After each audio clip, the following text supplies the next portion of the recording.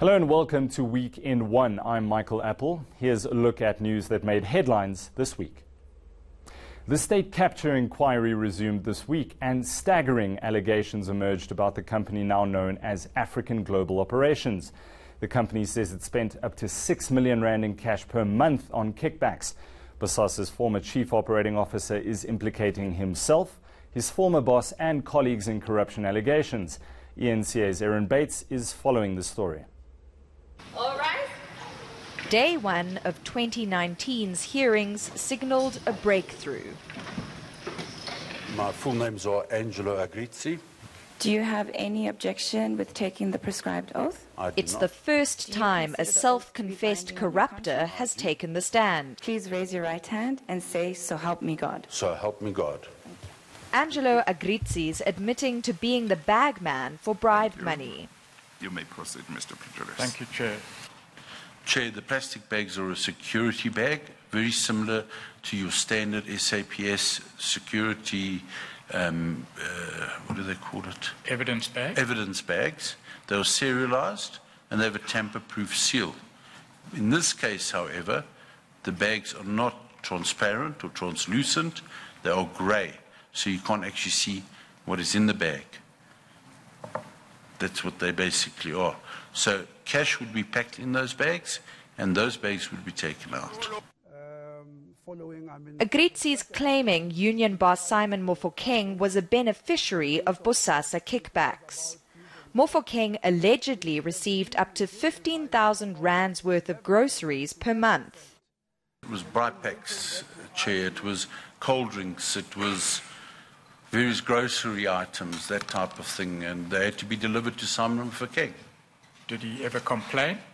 When he felt that he was being done in and he needed extra, perhaps he needed an extra couple of kilos of meat, he would phone Gavin Watson and complain incessantly. Right, so your approval would be permission to continue to execute the order? It'll be permission to pay a bribe, yes, Chair.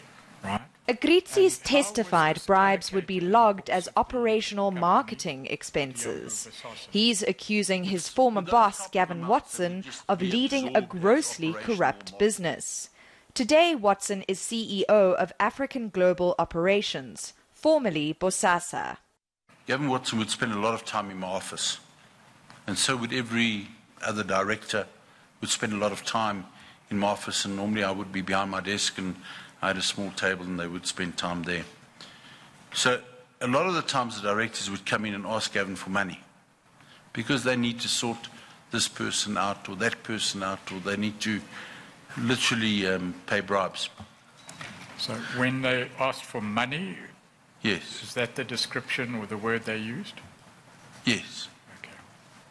So Gavin would then go to what I referred to as specifically, and everybody else did, as Gavin Safe.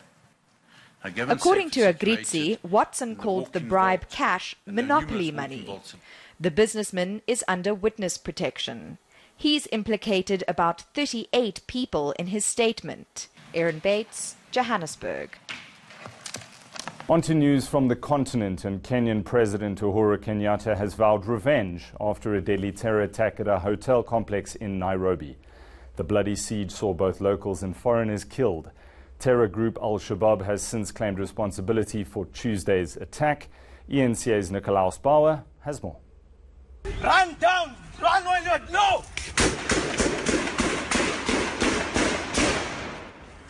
The terror attack in Nairobi officially came to an end on Wednesday morning, a little over 12 hours after it began.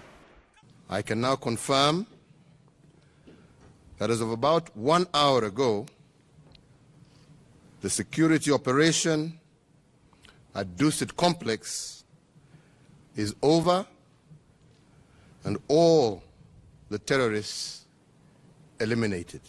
The attacks claimed the lives of at least 14 people and has seen hundreds evacuated from a luxury hotel complex in the Kenyan capital.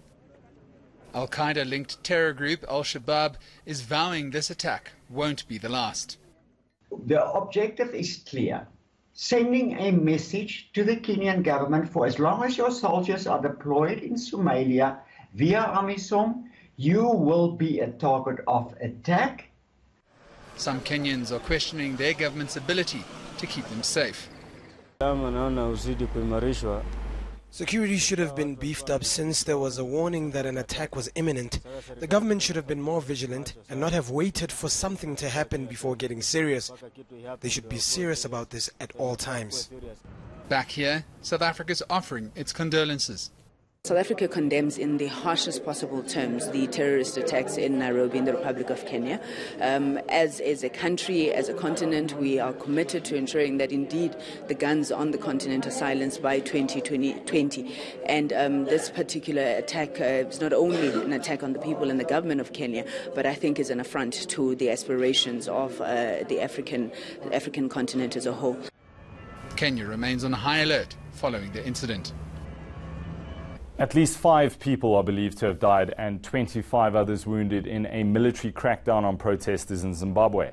The nationwide protest followed President Emmerson Mnangagwa's announcement of a 150% fuel price increase on the 12th of this month. Government security forces responded by firing live ammunition, rubber bullets and tear gas at the protesters. Internet services were also disrupted. Senior Human Rights Watch researcher Diwa Mavinga has called on the government to exercise better leadership. The biggest challenge has been that there has been a complete shutdown of internet and access to social media across Zimbabwe, and this at the directive of the government. But before the shutdown, as Human Rights Watch, we had received confirmation of at least 5 deaths as a result of gunshot wounds and injuries, gunshot injuries to 25 others. Health officials attending from the Zimbabwe Doctors for Human Rights were overwhelmed in terms of trying to respond to assist. But also now one of the concerns is that the security of these health workers is not guaranteed. So that's a huge concern. And it's difficult now to get any other verifiable information because of the blackout that is there. The events of the last 3 days in Zimbabwe, that Zimbabwe is burning, completely squanders all goodwill that would have been available. When we warned as Human Rights Watch on the need for reforms, a number of observers said you should give the government a chance to implement its reforms. But what is happening now, completely does away with all the goodwill that was available. It undermines in a huge way the efforts at economic revival or international re-engagement by Emmerson Mnangagwa. So what he is doing in Russia at the moment is completely undermined by the violence and lawlessness that is occurring in Zimbabwe. There is no investor in their right mind who would want to come and invest in a country that is burning. So what is happening is most unfortunate, but the government can exercise better leadership and ensure that it's not only a focus on the economics, but also the political fundamentals to ensure that there is peace and stability, a restoration of the rule of law. Why would the government shut down internet? That does not help its cause at all, because it's a violation of human rights, and the international community is watching. This is not good at all. And further afield, British Prime Minister Theresa May narrowly survived a no-confidence vote against her. The final count saw 325 votes against her removal and 306 votes for. This means that May will now press ahead with talks to try and find a consensus over how to proceed with Britain's departure from the European Union. The motion was tabled by Labour Party leader Jeremy Corbyn on Tuesday after the majority of MPs rejected her Brexit deal. On a point of order, Mr. Speaker, I'm pleased that this House has expressed its confidence in the government. I do not take this responsibility lightly, and my government will continue its work to increase our prosperity, guarantee our security and to strengthen our union. And yes, we will also continue to work to deliver on the solemn promise we made to the people of this country to deliver on the result of the referendum and leave the European Union. I believe this duty is shared by every member of this House, and we have a responsibility to identify a way forward that can secure the backing of the House. Still ahead, driver attitudes around drunk driving and speeding blamed for an increase in the festive season road death toll. Stay tuned.